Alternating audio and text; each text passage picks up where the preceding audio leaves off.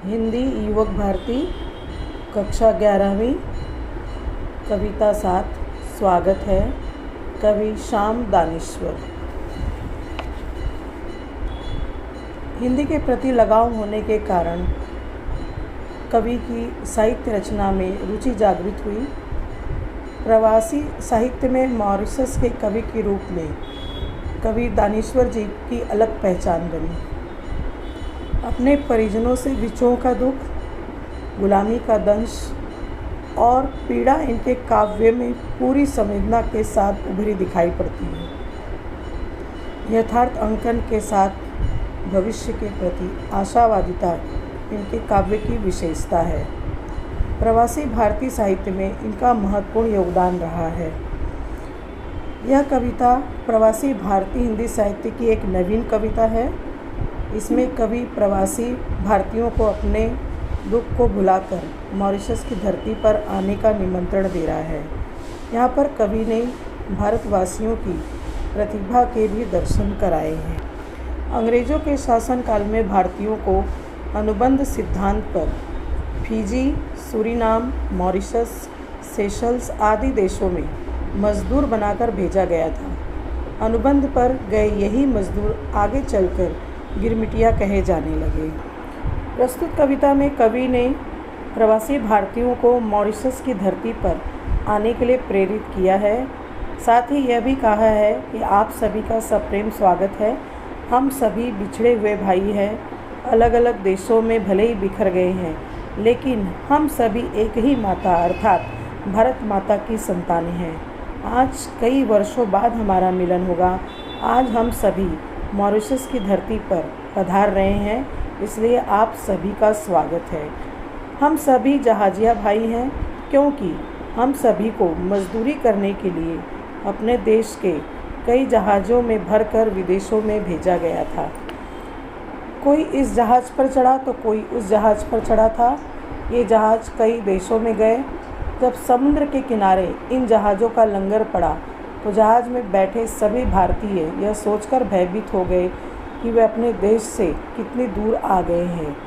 उनके जहाज़ में जगह न होने के कारण उनके भाई भतीजे जो दूसरे जहाज़ों में चढ़े थे, उन्हें न पाकर वे बहुत ही दुखी हुए। इसलिए आज आप सभी का स्वागत है। कवि कहते हैं कि पुरानी दुखद कथाओं को भूल जाओ। जहाज़ों पर बिठाकर किस तरह हमें अपने ही देश से निकाल दिया गया था, उन बातों को अब भुला दो। शायद वही हमारा भाग्य था।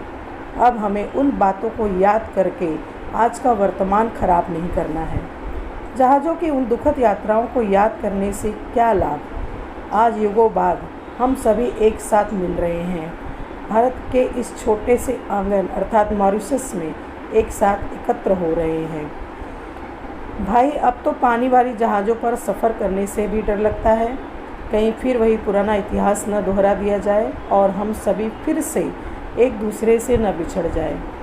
इस पानी के जहाज़ में चढ़ने से अच्छा है हम सभी हवाई जहाज़ से मॉरिशस चलें। वहाँ हमारे नैहर की भांति है। नैहर अर्थात मायका, जहाँ पर हम अपने बिछड़े हुए पूर्वजों के परिवारों से फिर से मिलेंगे। वहाँ पहुँचकर हमारे बीच की दूरियाँ खत्म हो जाएंगी। खुशी से भरे हुए आंसू से हमारा स्वागत करते हुए हमारे अपने हमें वहीं मिलेंगे।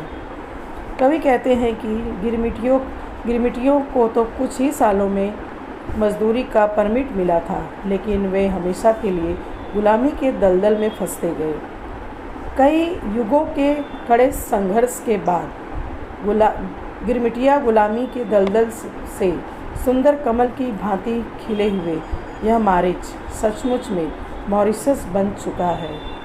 मारिच, रामायण में मारिच का वर्णन मिलता है। वास्तव में वह एक राक्षस था। उसने रावण के कहने पर एक सुंदर स्वर्ण मृग का रूप धारण करके राम को अपने पीछे आने पर मजबूर किया ताकि रावण सीता का हरण कर सके।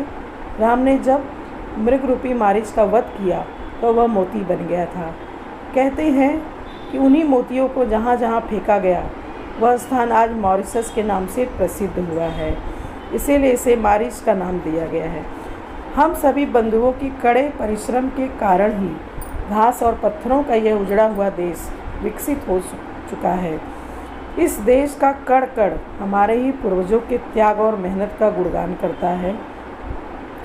हमारे बिछड़े हुए बंधुओं के खून से सिंचित यह देश आज हमारा स्वागत करता है, हम सभी का स्वागत करता है। कभी कहते हैं कि भारत, नेपाल, श्रीलंका, फिजी, सूरीनाम, पाक, Guyana, south Africa, UK, USA, Canada, France, Réunion आदि में रहने वाले मेरे सभी प्यारे बंधुओं को मॉरिशस की धरती पर अपने अतीत के चिन्ह की गहराई तक अंकित है। इसे हिंद महासागर का स्वर्ग कहा जाता है। शायद यह पूरी कल्पना हो, लेकिन मेरे भाइयों, आप सभी यहाँ आओ और इस कल्पना को सत्य बना दो, क्योंकि बिछड़े हुए बंधुओं को मिलाने वाली धरती स्वर्ग से कम नहीं होगी। इसलिए आप सभी का स्वागत है, आप सभी का स्वागत है।